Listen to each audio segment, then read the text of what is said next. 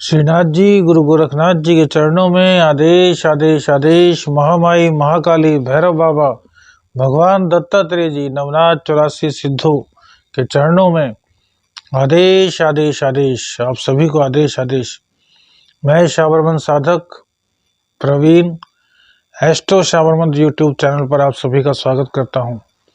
आप सभी ने बहुत कम टाइम में चैनल के 10,000 सब्सक्राइबर कंप्लीट करा दिए हैं। इसके लिए आपका बहुत बहुत आभार। अपना प्यार सम्मान और आशीर्वाद इसी प्रकार बनाए रखिए। आज बात करते हैं सूर्य राशि परिवर्तन की। सूर्यदेव अपने पुत्र शनिदेव की मूल त्रिकोण राशि में प्रवेश कर गए हैं। मेष राशि और मेष लगन वालों के लिए सूर्य का यह 1 महीने का गोचर कैसा प्रभाव देगा, इसी पर चर्चा करते हैं।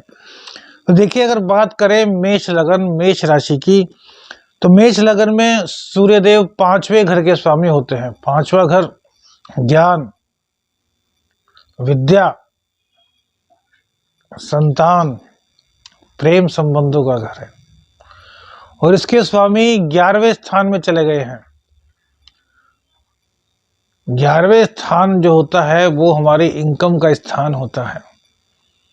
तो हो सकता है आपकी शिक्षा के कारण आपको बहुत बड़ा लाभ इस गोचर काल में दिखाई पड़े या हो जाए, या फिर आपके जो संबंध हैं उनके थ्रू आपको कोई बहुत अच्छा बिजनेस का एक प्रपोजल मिले, जिसके जरिए कि आपको बहुत अधिक लाभ का सामना करना पड़े।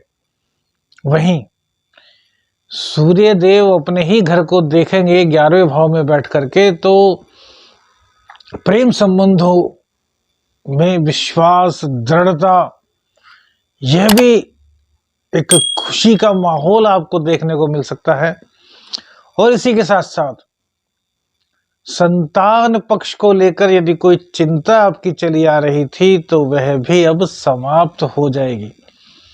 देखिए, बहुत से लोगों का मत है कि सूर्य देव जहां पर देखते हैं वहां थोड़ी दिक्कत करते हैं, लेकिन देखिए, सूर्य प्रकाश है, दिया तले अंधेरा। दिए का प्रकाश जहां तक जाता है वहां सब प्रकाशवान हो जाता है, लेकिन जहां दिया रखा होता है ना, दिए के नीचे अंधेरा रहता है। तो सूर्य देव जिस भाव में बैठते हैं, हमारे मतानुसार वहां कुछ ना कुछ दिक्कत होती है। वो दिक्कत पॉजिटिव या नेगेटिव नहीं, वह एक नेचुरल दिक्कत है। सूर्यदेव क्या करते हैं, जहां पर बैठेंगे वहीं पर एक, जहां उनका एक स्थान है वहां पर एक थोड़ा छाया आएगा, तो कहीं ना कहीं निराशा का माहौल पैदा होगा। अब इस निराशा को समाप्त करना है, वो कैसे? तो भैया सूर्य की शक्ति को बढ़ा दीजिए ना, आत्मा की शक्ति को बढ़ा दीजिए ना। आत्मा की शक्ति कैसे बढ़ेगी? तो आदित्य हृदय स्तोत्र का पाठ कीजिए, सूर्य देव को घी और लाल पुष्प अर्पित कीजिए। तो इससे यदि किसी भी प्रकार का कोई दोष बन रहा है तो वह समाप्त हो जाएगा। देखिए, 5वें घर के स्वामी का 11वें भाव में बैठना एक बहुत ही अच्छा योग हमारी नजर में है, जो कि मेष राशि वालों के लिए बहुत ही अच्छा सिद्ध होने वाला है। राजनीति में आपने अपना एक नाम अभी तक कमाया होगा, अब शिक्षा के बल पर, ज्ञान के बल पर, अपने आत्मबल के आधार पर आपकी अर्निंग का टाइम आ गया है। पिछले कुछ समय की बात करें तो आप भी कहीं ना कहीं कुछ ना कुछ तो दिक्कतों में थे, लेकिन अब अर्निंग का यदि सवाल देखा जाए तो वह दिक्कत दूर होती दिखाई दे रही है। अब चूंकि यहां पर शनिदेव भी विराजमान है, सूर्य और शनि की युति बन जाएगी, तो ऐसे में पिता पुत्र के बीच थोड़ा तनाव हो सकता है। देखिए, शत्रुता नहीं। सभी लोग बोलते हैं सूर्य में और शनिदेव में शत्रुता है। भैया चलिए, उनके विचार अलग हैं, उनको कुछ दिक्कतें हैं, लेकिन पिता पुत्र का बुरा नहीं करता और पुत्र पिता का बुरा नहीं करता। दोनों ही देव तत्व हैं, दोनों ही सृष्टि के एक बहुत बड़े कारक हैं, उन पे एक बहुत बड़ी जिम्मेदारी सौंपी गई है। तो इसलिए कहीं से भी यदि आपके मन में यह बात आती है कि सूर्य देव शनि के मूल त्रिकोण घर में आ रहे हैं, उनकी पावर कम हो जाएगी या फिर पिता पुत्र में शत्रुता बढ़ जाएगी, तो भैया थोड़ी दिक्कत, देखिए मन भेद नहीं मतभेद तो होंगे। यहां पर दूसरी बात, शुक्र देव विराजमान है। सूर्य और शुक्र की युति अवश्य ही बुरी होती है। तो प्रेम संबंधों में यदि हैं, सच्चा प्रेम करते हैं तो कोई दिक्कत नहीं, लेकिन यदि प्रेम के नाम पर किसी को ठगने का प्रयास कर रहे हैं तो भैया यहां पर फिर आपको दिक्कत भविष्य में होनी ही होनी है। अनैतिक संबंध से बचकर रहिएगा। शुक्रदेव यहां विराजमान हैं। सूर्य और शुक्र जब आते हैं तो शुक्र जल जाता है, अर्थात आपका चरित्र जल जाता है। तो इस चरित्र को आपको हर हाल में मजबूत बनाना है। यदि चरित्र को मजबूत नहीं बनाएंगे तो भैया नुकसान होगा।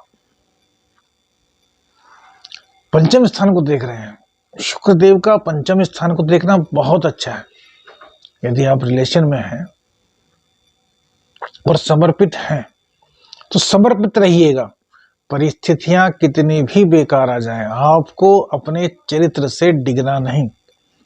चरित्र से डिगेंगे तो भैया फिर तो देखिए क्या कहें, भगवान मालिक है। हम तो यही कहते हैं, हिंदू संस्कृति का सम्मान कीजिए, सत्य सनातन जो संस्कृति है उसकी ओर लौटिए, जो हमारी मोरल वैल्यूज हैं उनका पालन कीजिए। तो आधे से ज्यादा दुख तकलीफें संकट बाधाएं तो अपने आप ही दूर हो जाएंगे। और सूर्यदेव आत्मा के कारक हैं, अपने पुत्र के मूल त्रिकोण घर में जा रहे हैं तो बहुत कुछ अच्छा करने के लिए जा रहे हैं। इस अच्छे को और अच्छा कैसे करें, इसके लिए हम आपको बता चुके हैं कि चरित्र पर ध्यान दीजिए। चरित्र को किसी भी हालत में बिगड़ने मत दीजिए। हमने आपको बताया शुक्रदेव के कारण चरित्र में दिक्कत होगी। तो भैया हालांकि यहाँ पर शुक्र बहुत कम समय के लिए हैं, तुरंत एक दिन में 2 दिन में ही चेंज हो जाएंगे, लेकिन जो गोचर का एक लग्न बनता है उसका जो इफेक्ट होता है ना, वो पूरे महीने कहीं ना कहीं रहता है। तो इस बात को ध्यान रखिएगा। यदि चरित्र के मामले में मजबूत रहेंगे तो आपको कोई भी दिक्कत नहीं होने वाली है। और शनिदेव अपनी मूल त्रिकोण राशि में है तो लाभ तो आपको हर हालत में दिलाएंगे ही।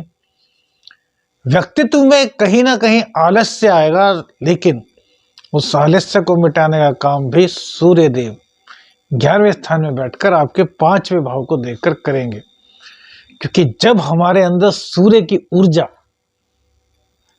उनका जोश, उनका आत्मबल आता है ना, तो फिर समाप्त हो जाता है प्रत्येक अंधकार, समाप्त हो जाता है प्रत्येक आलस्य और समाप्त हो जाता है दुविधाओं का अंधियारा। क्या उपाय करना है? गायत्री का पाठ कर लीजिए, अति उत्तम है। 1 माला सुबह गायत्री का पाठ कीजिए, आपके सभी कार्य बन जाएंगे।